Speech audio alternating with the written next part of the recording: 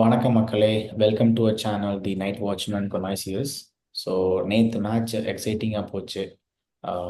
LSG versus PBKS ஒரு high scoring மேட்சாக இருக்குன்னு நினச்சோம்.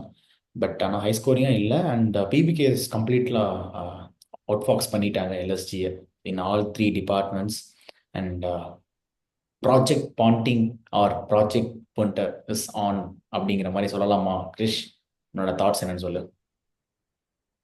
இல்ல நான் அதான் ஸ்டார்டிங் ஆஃப் த சீசன்லயே நான் சொல்லியிருந்தேன் பஞ்சாப் கண்டிப்பா டாப் ஃபோர்ல வந்துருவாங்க அப்படின்ட்டு.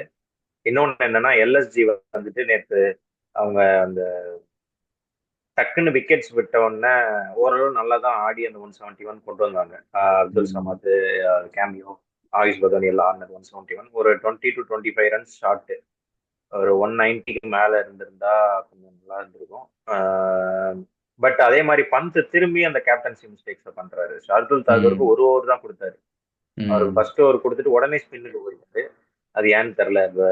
ஒரு ஓவர் 12 ரன் தான் கொடுத்தாரு. பவர் பிளேல ஃபர்ஸ்ட் ஓவர் 12 ரன்ன்றது பெரிய இது கிடையாது. அதுலயும் ஒரு ஒரு ஒரு பவுண்டரி எட்ஜ் ஆகி தான் போச்சு. அதனால ம். அவர் திருப்பி ஷார்துல் தாக்கூரை ரொம்ப நேரம் கழிச்சு யூஸ் பண்ணாரு. அது பவர் பிளேலயே ஒரு 2 ஓவர் அவர் யூஸ் பண்ணி பார்க்கலாம். விக்கெட் எடுத்தா நல்லதுதான்.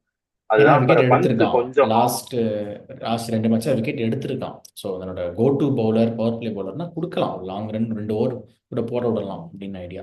சரி, ஓகே, கண்டினியூ பண்ணு. பந்த் வந்துட்டு கொஞ்சம் ஃபார்முக்கு வரணும். பந்த் 3 மேட்ச் ஆச்சு. ம். அட்லீஸ்ட் கொஞ்சம் ரெஸ்பான்சிபிலிட்டி எடுத்துட்டு அவர் ஆடணும். மார்க்ரம் நல்லா ஸ்டார்ட் பண்ணாரு. ஒரு இன்சைட் எட்ஜ்ல போல்டு நல்லா ஒரு ம். சூப்பரா ஆடினாரு. நல்லா கிரிக்கெட்டிங் ஷாட்ஸ் நல்லா ஸ்டார்ட் பண்ணாரு இன்சைட் எட்ஜ்ல போல்டு. மார்ச் ஒரு ஃபெயிலியர். 2 மேட்ச் நல்லா ஆடினாரு. இது நம்ம பெருசா சொல்ல முடியாது. ஃபர்ஸ்ட் பால் டக்குங்கிறது வந்துட்டு அது நம்ம இப்போ பெருசா அது ஒரு நல்ல இது பால். சொல்ல முடியாது. செம்மையா சீம் அப் பண்ணி ஒரு ஆமா மாதிரி ஆமா சூப்பரா போட்டான் ஹர்ஷ்தீப். ஆமா. மிச்சபடி பஞ்சாப் வந்துட்டு அவங்க தெளிவா இருக்காங்க அவங்க பிளான்ஸ்ல. ம். கரெக்டா நம்ம எவ்வளவு அடிச்சாலும் நம்ம ரிட்டர்ன் ரிட்டர்ன் நம்ம இது பண்ணிடலாம், சேஸ் பண்ணிடலாம் அப்படின்ற நம்பிக்கையில் இருக்காங்க. அதுக்கு ஏற்ற பேட்டிங் லைனப்பும் அவங்ககிட்ட இருக்கு. பிளஸ் இன்னொரு முக்கியமான விஷயம் என்னன்னா அவங்க ஃபெர்கூசனை வந்துட்டு பவர் பிளேயர் யூஸ் பண்ணக்கூடாது. மார்க்கோ யான்சன் தான் பவர் பிளேயர் யூஸ் பண்ணணும். அவங்க ஏன் ம். ஃபெர்கூசனை வந்துட்டு எப்பயுமே ஃபெர்கூசன் ஒன் சேஞ்சா தான் வருவாரு. அவரை ஏன் பவர் பிளேயர் யூஸ் பண்றாங்கன்னு தெரியல. அவர் பவர் பிளேயர் அடி வாங்கினார் மார்க்ரம்ட்ட.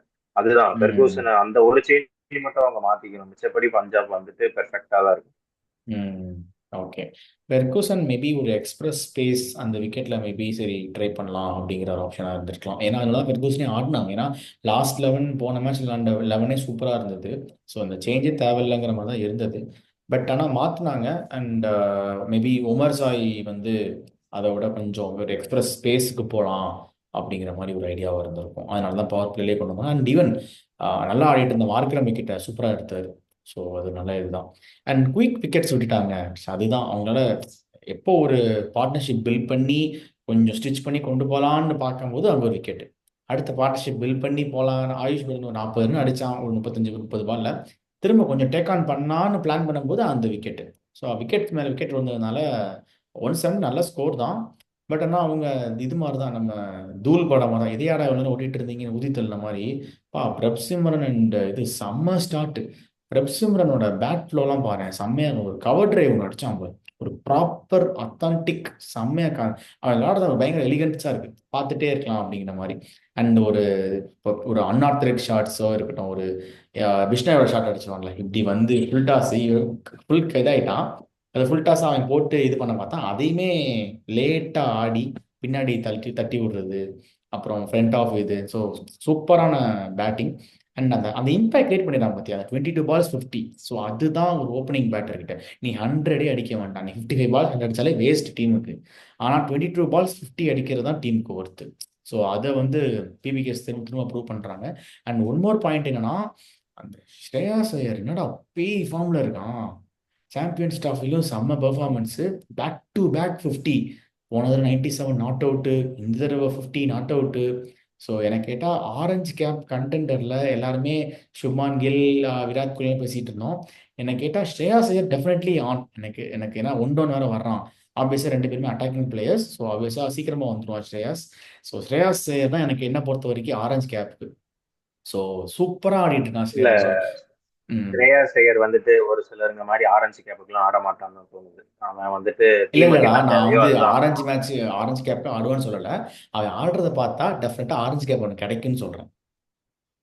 அவன் பண்ற வேலையை அவன் இப்ப பண்றதுதான் கரெக்டா பண்ணிட்டு இருப்பான். இந்த மேட்சே பார்த்தேன்னா ம். நேகல் வதேராவை ஒரு சைடு அவன் நினைச்சிருந்தா அவன் அடிச்சிருக்கலாம். நேகல் வதேராவை ஒரு ம். சைடு அப்ப அட்டாக் பண்ண சொல்லிட்டு அவன் ஒரு சைடு நின்றுட்டு தான் இருந்தான். அதே மாதிரி கரெக்டா ட்ரை பண்ணான். இந்த மேட்ச் தான் நேகல் வதேராவுக்கு கரெக்டா ட்ரை பண்ணணும் அப்படின்னு சொல்லிட்டு எஸ். என்னதான் மேக்ஸ்வெல் இருந்தாலும் நிறைய பேர் இருந்தாங்க. ஸ்டாயினிஸ். திடீர்னு அந்நேரமே இம்பாக்ட் பிளேயரை கொண்டு வரணும்னு தேவையில்ல, ஸ்டாயினிஸ் இருந்தான். ம். ஆனா கரெக்டா வந்துட்டு நேகல் வதேராவை உள்ள கொண்டு வந்தது. இன்னொரு முக்கியமான விஷயம், லக்னோ கிரவுண்ட் ஒரு சைடு சின்னதா இருக்கும். ஒருவேளை அதை கவுண்டர் ம். பண்றதுக்கா லெஃப்ட் ஹேண்ட் லெஃப்ட் இருக்குங்கிறதெல்லாம் ரைட் தெரியல. காம்பினேஷன். லக்னோ ம். கிரவுண்டு போன தடவை விட கொஞ்சம் இன்னைக்கு பார்த்தா தெரியும், ஒயிட் ஷாட்ஸ்ல எல்லாம் வந்துட்டு கொஞ்சம் உள்ள கொண்டு வந்திருக்காங்க. போன தடவை ரொம்ப ம். பெருசா இருந்துச்சு, 80 மீட்டர்ஸ் 82 மீட்டர்ஸ்ல ஒரு சைடு பவுண்டரி இருந்துச்சு. இந்த தடவை ம். வந்துட்டு கொஞ்சம் சுருக்கி அந்த எக்ஸ்ட்ரா வெளியெல்லாம் அந்த புல்லெல்லாம் தெரிஞ்சு கொஞ்சம் கம்மி பண்ணியிருக்காங்க. அதே மாதிரி ஆமா. பேட்டிங்க்கும் நல்லா இருக்கு இந்த தடவை பிச்சு. அந்த அதனால 70. லக்னோவும் இந்த தடவை அப்படிதான் இருக்கும். ஆமா, 78 மீட்டர்ஸ் அந்த ரேஞ்சில் கொண்டு வந்துட்டாங்க.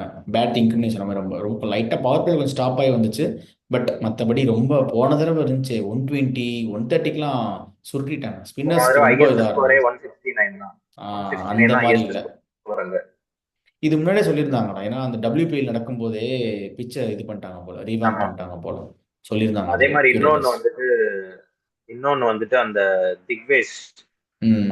ஒரு விக்கெட் எடுத்துட்டு அந்த செலிப்ரேஷன் வந்துட்டு அந்த பிரயான்ஸ் ஆரியா அவங்க ரெண்டு பேரும் டெல்லி பிரீமியர் லீக்ல ஆடுறவங்க தான். பட் அந்த மாதிரி ஒரு செலிப்ரேஷன் வேணுமா அப்படின்றது தெரியல. ஏன்னா ஆல்ரெடி இங்க செலிப்ரேஷன் சைக்கோஸ் நிறைய பேர் இருக்காங்க.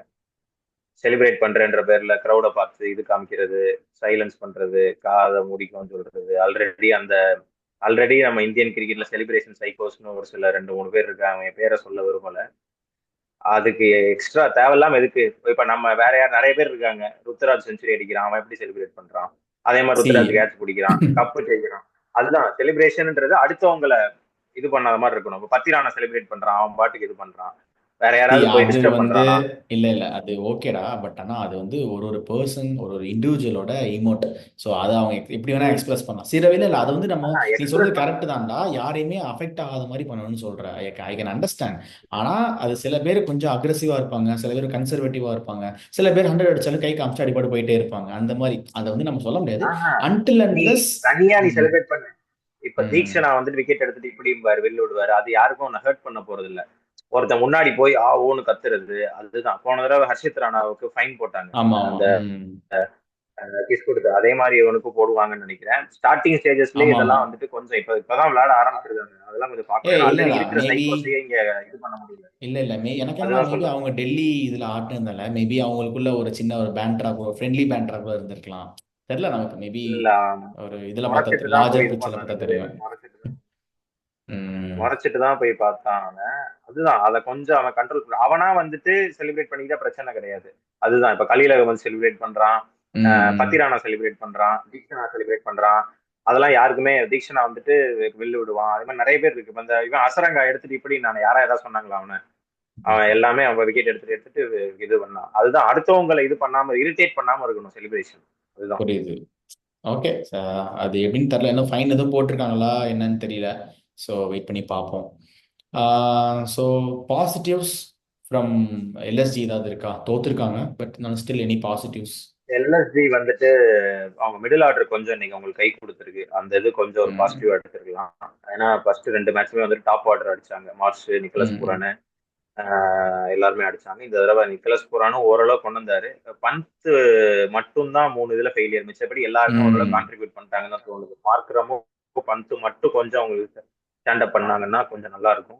பிளஸ் பவுலிங் அவங்களுக்கு தெரிஞ்சதுதான், வேற வழி இல்லை. அவங்க திரும்ப திரும்ப ஆவேஷ்கான உள்ள யூஸ் பண்ணக்கூடாது. இப்போ பவர் பிளேலே யூஸ் பண்ணா அவன் ஆவேஷ் கான் போடுற ஸ்பீடுக்கு பவர் பிளேல வெளியே தான் போகும். அவன் டெத் பவுலர் தான். அவன் மிடில் ஓவர்ஸ்லயும் டெத்லயும் யூஸ் பண்ணணும். பிரின்ஸ் யாதவ் ஏன் உள்ள கொண்டு வரலன்னு தெரியல. இன்னைக்கு இப்போ ஃபாஸ்ட் நல்ல பவுலர்ஸ் நல்லா கொஸ்டின். போச்சு, ஏன் அனிமரன் சித்தார்த்த உள்ள கொண்டு வந்தாங்கன்னு தெரியல.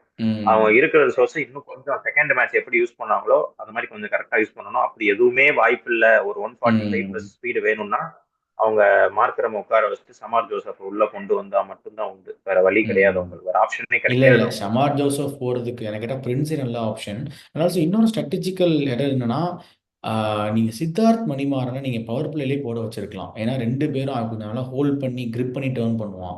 ஸோ பிரப் சிம்ரன் நல்லா ஆடிட்டு இருக்கான். அண்ட் அந்த டைம்ல நீங்க வந்து சித்தார்த் மணிமாறனை கொண்டு வந்து போட்டுருக்கலாம். இம்பாக்டா தான் கொண்டு வராங்க. நீங்க 6வது ஓவர் 7வது ஓவர் கொண்டு வரதுக்குள்ள 6வது ஓவர் மேட்ச் முடிஞ்சு போச்சு. நியர்லி 70 ரன் அடிச்சிட்டாங்க. அங்கிட்ட ரன் இங்க ரொம்ப கம்மி. ஸோ அது வந்து ஒரு அகைன் ஒரு 10 ஓவர் முடியும் போது உனக்கு மேட்ச் ரிசல்ட் தெரிஞ்சிருச்சு. பிபிகேஸ் தான் ஜெயிக்க போறாங்க அப்படின்ட்டு.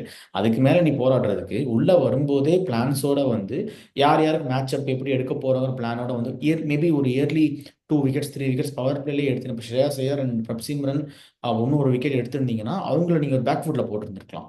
ஸோ அந்த பிளான் இல்லாமல் வந்துட்டு ஓப்பனிங் வந்து ரன்ஸ் ஃபுல்லாக கொடுத்ததுனால எல்எஸ்ஜி வந்து மேட்ச்லேயே இல்லை. அந்த ஒரு பவர் பிளே முடியும் போதே கண்டென்ஷன்லேருந்து வெளியே போயிட்டாங்க. ஸோ மேபி அந்த ஸ்ட்ராட்டஜிக்கல் எரர்ஸ் இது பண்ணணும். அண்ட் நீ சொன்ன மாதிரி பண்ட் ஃபார்முக்கு வந்தே ஆகணும். ஏன்னா டீமே அதிகம் ஷேக்கியா இருக்கு. ஸோ ஃபாரின் பிளேயரை நம்பி பூரனை நம்பி இருக்க முடியாது எல்லா மேட்சும். இப்போ பூரன் இன்னைக்கும் அடிச்சான், லாஸ்ட் மேட்சும் நல்லா அடிச்சான். பட் பூரனுக்கு ஒரு ஆஃப் டேனா எல்எஸ்ஜி வந்து படுத்துரும். அந்த மாதிரி ஒரு சுச்சுவேஷனா இருக்கு. பூரனும் மார்ஷும் தான் அந்த டீமை கொஞ்சம் ஹோல்ட் பண்ணி பிடிக்கிறாங்க. ஆயுஷ் பட்டானி அப்பப்போ வந்து ஆங்கர் ஆடுறான், அவ்வளவுதான். இன்னொன்னு வந்துட்டு அவங்க அப்துல் சமாத்தை இன்னும் கொஞ்சம் முன்னாடி இறக்கலாம் அப்படின்ற மாதிரி தோணுது. ம். கொஞ்சம் முன்னாடி இறக்க ட்ரை பண்ணலாம். அவருக்குன்னு ஒரு ரோல் ஃபினிஷர்னு கொடுத்துருக்காங்க. பட் அவர்கிட்ட கொஞ்சம் சொல்லலாம், நீ ஒரு 25 பால் ஆடலாம். 25 பால் ஆடினா அவர் 50 போடுறதுக்கு வாய்ப்பு இருக்கு. 12 பால்ல ம். 27 ரன் அடிக்கிறவர் இன்னும் ஒரு ஒரு 10-15 பால் டைம் எடுத்து ஒரு 50 போடுறதுக்கு வாய்ப்பு இருக்கு. அவரை கொஞ்சம் நல்லா யூஸ் பண்ணலாமான்னு தோணுது. அடுத்து இன்னொன்னு என்னன்னா, பஞ்சாப் வந்துட்டு என்ன கேட்டா நான் உமர் சாய் உட்கார வைக்கிறதுக்கு பதிலாக நான் மேக்ஸ்வெல் வெளியே உட்கார வச்சிருக்கேன். மேக்ஸ்வெல் வந்துட்டு ஆஸ்திரேலியன் கோட்டா அப்படின்ற அந்த இதுலதான் பாண்டிங் கோட்டா அதெல்லாம் ஆடிட்டு இருக்கான். அவன் சுத்தமா எந்த ஃபார்ம்லயுமே இல்லை. அது உமர் சாய் நல்ல பவர் பிளேல பவுலிங் போடுவான், டெத்லயும் பவுலிங் போடுவான். போன மேட்ச் வந்தோடனே 2-3 சிக்ஸ் எல்லாம் அடிச்சான். அவன் நல்ல பேட்டர், ஆமா, நல்ல ஆமா, ஆமா. கான்ட்ரிபியூட்டர், நல்ல ஆல்ரவுண்ட் கிரிக்கெட்டர், எல்லாமே பண்ணுவான். மேக்ஸ்வெல் சுத்தமா ஃபார்ம்ல இல்ல. ஏன் மேபி மாத்தி உட்கார வச்சான்னு தெரியல. அதுதான் அந்த மேக்ஸ்வெல் வந்து ஆஸ்திரேலியன் கோட்டா தான். அதான் Maxwell big big name big call தான், ஓகே தான். பட் நான் எப்படி யோசிப்பேன்னா மேக்ஸ்வெல்க்கு வந்து இப்போ கரண்ட்டாக எப்படி பண்ணுறாங்கிறத பார்க்கணும். ஸோ மேபி என்ன பண்ணா அடுத்த தடவை ஏன்னா சான்ஸ் கிடைக்கல, அடுத்த தடவை என்ன மேபி ஒரு 2 டவுனோ இல்லை 3 டவுனோ கூட அவன் இறக்கி ஸோ அவன் எப்படி பெர்ஃபார்ம் பண்ணுறான், பேட்டில் படுதா, அவன் டச் எப்படி இருக்குது, அவனோட ஃபார்ம் எப்படி இருக்குது, அதை வந்து 2-3 மேட்ச் நான் அனலைஸ் பண்ணி இல்லை மேக்ஸ்வெல் நல்லா ஆடிட்டான், அவரோட நல்லா ஆடிட்டான், 50-40 அடிச்சிட்டான் அப்படின்னா கண்டினியூ பண்ணுவேன். இல்லை மேக்ஸ்வெல் ஸ்டில் அந்த பழைய ஆர்சிபிக்கு என்ன பண்ணானோ அதே தான், 0க்கு அவுட் ஆகிட்டு 1-2 அப்படியே ஸ்டில் இந்த பூவர் அண்ட் கண்டினியூஸ் தான். நான் அந்த காலை சீக்கிரமே எடுத்துருவேன். 4 மேட்ச் 3 மேட்ச் சான்ஸ் அப் த ஃப்ரண்ட்டே சான்ஸ் கொடுப்பேன். இஃப் ஹி ஃபெயில்ஸ் அவனை அப்படியே வெளியே உட்காரச்சு சொன்ன மாதிரி ஒமர் ஜாயை வச்சுட்டு இந்த 4 ஓவர்சீஸோட நான் ஸ்டிக் பண்ணிடுறேன். இதே நல்லா தான் இருக்கு ஓவர்சீஸ். ஸோ இதோட ஸ்டிக் பண்ணிடுறேன். மேபி மேக்ஸ்வெல் ஒரு பிகர் நேம் அண்ட் ஒரு he's a genuine match winner. இண்டிவிஜுவலாக மேட்ச் வின் பண்ணி கொடுப்பான். ஸோ அந்த ஒரு காரணத்துக்காண்டி தான் மேக்ஸ்வெல் யாருமே விட மாட்டாங்க. அண்ட் ஆல்சோ லாஸ்ட் சீசன் அவன் ஃபெயில் ஆனாலுமே அடுத்த சீசன் அவன் வந்து ஹை ப்ரைஸ்க்கு போகிறதுக்கான காரணமும் அதுதான். மேக்ஸ்வெல், டேவிட் மில்லர், அப்புறம் நிக்கோலஸ் போரன்லாம் போகும்போது 13 கோடி எல்எஸ்சிக்கு போனான். ஆனால் அதுக்கு முன்னாடி எடுத்த எல்லா ஐபியும் ஃப்ளாப்.